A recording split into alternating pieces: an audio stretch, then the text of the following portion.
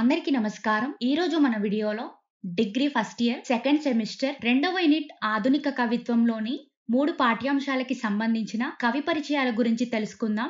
వినండి. రెండవ యూనిట్ ఆధునిక కవిత్వంలో మొత్తంగా 3 పాఠ్యాంశాలు ఉన్నాయి. అవే మొదటిది ప్రతిజ్ఞ, కవి శ్రీశ్రీ గారు. రెండవది వ్యత్యాసాలు, కవి కాళోజీ నారాయణరావు గారు. మూడవది కవితా సాక్షిగా చెబుతున్నాను, కవి సి నారాయణ రెడ్డి గారు. ఇందులోంచి ముందుగా మనం మొదటి పాఠ్యాంశ కవి పరిచయం గురించి తెలుసుకుందాం. వినండి. మొదటి పాఠ్యాంశం పేరు ప్రతిజ్ఞ. ప్రతిజ్ఞ అనే గేయ కవితకు కవి శ్రీశ్రీ గారు. ఎవరు? శ్రీశ్రీ గారు. వీరి పూర్తి పేరే శ్రీరంగ శ్రీనివాసరావు గారు. ప్రతిజ్ఞ అనే గేయ కవితని శ్రీశ్రీ గారు రచించిన మహాప్రస్థానం అనే గ్రంథం నుండి తీసుకోబడింది. ఎందులో నుండి? శ్రీశ్రీ గారు రచించిన మహాప్రస్థానం అనే గ్రంథం నుండి ప్రతిజ్ఞ అనే గేయ కవితను తీసుకోబడింది. శ్రీశ్రీ గారు 1910 ఏప్రిల్ 30న విశాఖపట్నంలో జన్మించారు. ఎక్కడ? విశాఖపట్నంలో 1910లో జన్మించారు. తర్వాత ఆంధ్ర విశ్వవిద్యాలయంలో ఎంఏ తెలుగు పూర్తి చేశారు. ఇక మొదట్లోనే అంటే ఆరంభంలోనే ఒక ఉపాధ్యాయుడిగా పనిచేశారు. ఆ తర్వాత ఆంధ్రప్రభ దినపత్రికలో ఉప సంపాదకుడిగా పనిచేశారు. ఇక తర్వాత ప్రధానంగా సినీ గీత రచయితగా, అనువాదకుడిగా ప్రసిద్ధి చెందారు శ్రీశ్రీ గారు. అలాగే విప్లవ రచయితల సంఘ స్థాపనలో కూడా శ్రీశ్రీ గారు కీలక పాత్ర పోషించారు. ఇక శ్రీశ్రీ గారి యొక్క బిరుదులు చూడండి. విప్లవ కవి, అభ్యుదయ కవి, మహాకవి, సాహిత్యాచార్య. ఇవన్నీ కూడా శ్రీశ్రీ గారి యొక్క బిరుదులు. ఇక శ్రీశ్రీ గారి యొక్క రచనలు చూస్తే ఇవన్నీ కూడా శ్రీశ్రీ గారి రచనలే. ఇందులో మీకు గుర్తుండేవి కొన్ని చెప్తాను, నోట్ చేసుకోండి. మహాప్రస్థానం, సిరిసిరి మూవ, మేము, 350, అమ్మ నాటకం, చతురాస్త్రము, మరో ప్రపంచం. అలాగే వీరు ఎన్నో సినిమాలకి పాటలు కూడా రాశారు. అంటే చలనచిత్ర గీతాలు కూడా శ్రీశ్రీ గారు రాశారు. ఇవి వీరి యొక్క రచనలు, గుర్తుంచుకోండి.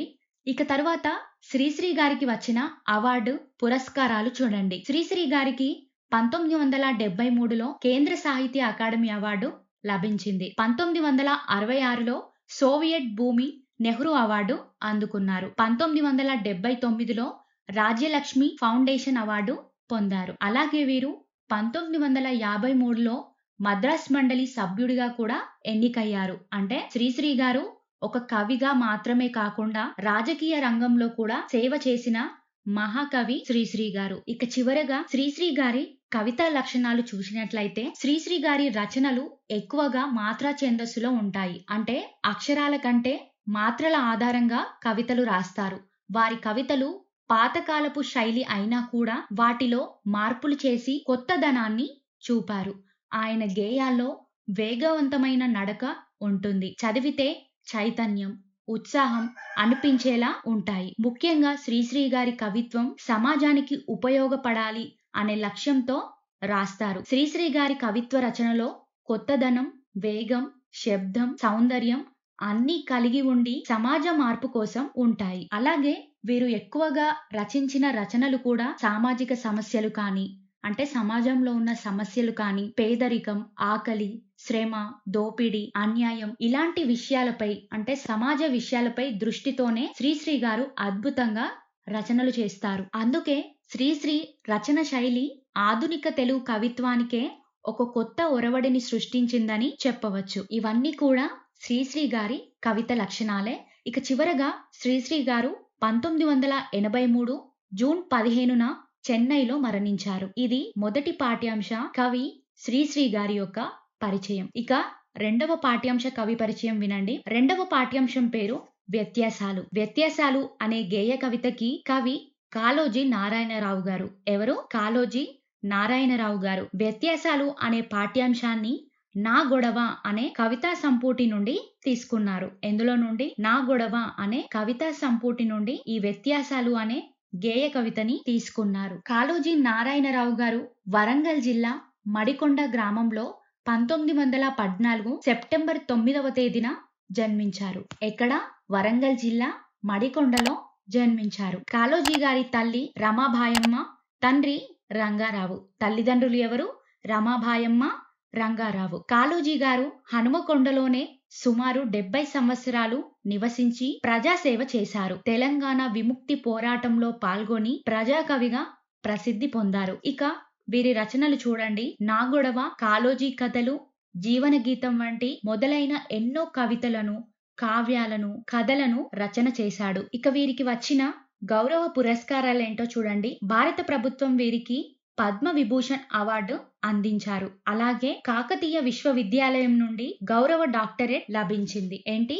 పద్మ విభూషణ్ అవార్డు అందుకున్న ప్రజాకవి కాళోజీ గారు. కాళోజీ గారు ప్రజల సమస్యల గురించి రాసిన ప్రజాకవి. అలాగే ఆయన ఒక న్యాయవాది కూడా. సమాజంలో ఎక్కడ అన్యాయం జరిగినా దాన్ని తన కవిత్వంతో వ్యతిరేకించేవాడు. అలాగే వారు దేశ స్వాతంత్ర్య పోరాటంలో కూడా పాల్గొన్నారు. తెలంగాణ రైతాంగ ఉద్యమంలో పాల్గొన్నారు. నిజాం వ్యతిరేక పోరాటంలో కూడా పనిచేశారు. సమాజంలో ఉన్న రాజకీయ, సామాజిక సమస్యలను తన కవితల్లో చూపించి ప్రజల్లో చైతన్యాన్ని నింపిన మహాకవి, ప్రజాకవి కాళోజీ నారాయణరావు గారు. చివరగా వారు రచించిన ఈ వ్యత్యాసాలు అనే గేయంలో కాళోజీ గారు సమాజంలో ఉన్న తేడాలను అద్భుతంగా వివరించి చెప్పారు. ఇక కాళోజీ గారు 2002 నవంబర్ 13న మరణించారు. ఇదంతా కూడా రెండవ పాఠ్యాంశ కవి పరిచయం. ఇక చివరగా మూడవ పాఠ్యాంశ కవి పరిచయం గురించి తెలుసుకుందాం. వినండి. మూడవ పాఠ్యాంశం పేరు కవితా సాక్షిగా చెబుతున్నాను. ఈ కవితకి రచయిత ప్రముఖ కవి సి నారాయణ రెడ్డి గారు. ఎవరు?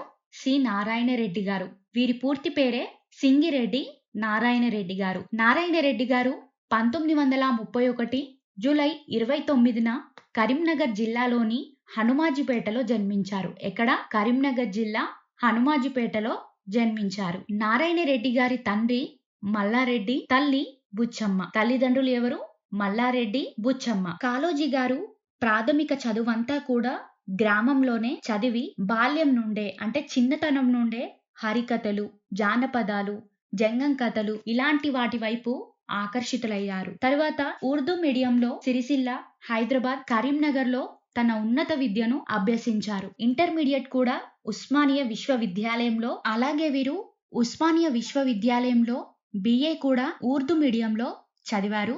తరువాత అదే విశ్వవిద్యాలయం నుండి తెలుగు సాహిత్యంలో పోస్ట్ గ్రాడ్యుయేట్ మరియు డాక్టరేట్ డిగ్రీలు పొందారు. అంటే ఉస్మానియా విశ్వవిద్యాలయంలోనే MA పూర్తి చేసి అక్కడే డాక్టరేట్ డిగ్రీలు పొందారు. తర్వాత ఒక అధ్యాపకునిగా, ఆచార్యునిగా పనిచేసి అంచెలంచెలుగా ఎదుగుతూ ఉన్నతం వైపు పదవులను చేరుకున్నారు. అలాగే ఒక కవిగా, గేయకుడిగా, రచయితగా, సాహితీవేత్తగా మాత్రమే కాకుండా ఆంధ్రప్రదేశ్ అధికార భాష సంఘానికి అధ్యక్షుడిగా, అంబేద్కర్ విశ్వవిద్యాలయంలో ఉపాధ్యక్షుడిగా, పొట్టి శ్రీరాములు తెలుగు విశ్వవిద్యాలయంలో ఉపాధ్యక్షుడిగా, రాజ్యసభ సభ్యుడిగా వంటి ఎన్నో గౌరవప్రదమైన పదవులను నిర్వహించారు. ఇక్కడ పైన చూపిస్తున్నట్టు ఇవే కాదు, నారాయణ రెడ్డి గారు మరెన్నో పదవులను చేపట్టారు. ఇక కాళోజీ నారాయణరావు గారికి వచ్చిన పురస్కారాలేంటో చూడండి. కాళోజీ గారికి సాహిత్య అకాడమీ 1983లో జ్ఞానపీఠ అవార్డు అందించింది. 1977లో పద్మశ్రీ అవార్డు, 1992లో పద్మభూషణ్ అవార్డు, 1994లో కేంద్ర సాహిత్య అకాడమీ అవార్డు, 1972లో కళా ప్రపూర్ణ వంటి గొప్ప పురస్కారాలు అంటే గొప్ప అవార్డులను అందుకున్న మహాకవి సి నారాయణ రెడ్డి గారు. ఇక వీరి యొక్క బిరుదులు చూడండి. కవి చక్రవర్తి,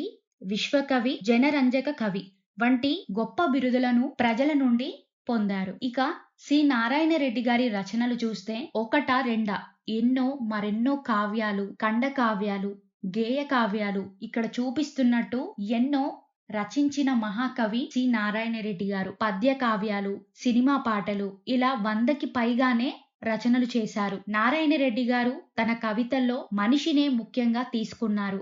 అందుకే ఆయన రాసిన ప్రతి అక్షరంలోనూ మానవత్వం కనిపిస్తుంది. ఒక కవిగా, రచయితగా, పరిశోధకుడిగా, విమర్శకుడిగా, ప్రజాకవిగా పేరు పొందిన విశ్వకవి సి నారాయణ రెడ్డి గారు. ఇక చివరగా వీరు 2017 జూన్ 12న మరణించారు. ఇదంతా కూడా మూడవ పాఠ్యాంశ కవి నారాయణ రెడ్డి గారి గురించి. ఇక మీరు ఈ 3 పాఠ్యాంశాల కవి పరిచయాలు విన్నారు కదా. శ్రీశ్రీ గారు కానీ, కాళోజీ నారాయణరావు గారు, సి నారాయణ రెడ్డి గారు, ఈ ముగ్గురు కవులు కూడా చాలా గొప్ప కవులు, మహాకవులని చెప్పవచ్చు. మీరు వారి కవి పరిచయం చూస్తేనే అర్థమవుతుంది. వారు రచించిన రచనలు కానీ, వారికి వచ్చిన గౌరవ పురస్కారాలు, అవార్డులు కానీ ప్రతిదీ చాలా గొప్ప విషయాలు. ముగ్గురు కవులు కూడా ప్రజా కవులే, విప్లవకారులే. అలాగే ఈ ముగ్గురు కవులు కూడా సమాజంలో ఉన్న బాధలని తన కవిత్వాల్లో అద్భుతంగా వివరించి చెప్పారు. మనకి ఈ ప్రతిజ్ఞ, వ్యత్యాసాలు, కవితా సాక్షిగా చెబుతున్నాను ఈ 3 గేయ కవితలు వింటేనే అర్థమవుతుంది. వారి కవిత్వం ఎక్కువగా ప్రజల గురించి, సమాజం గురించి, మానవత్వం గురించి కనిపిస్తాయి. కాబట్టి ఈ ముగ్గురు కవులు తెలుగు సాహిత్యంలోనే గొప్ప స్థానంగా నిలిచారు.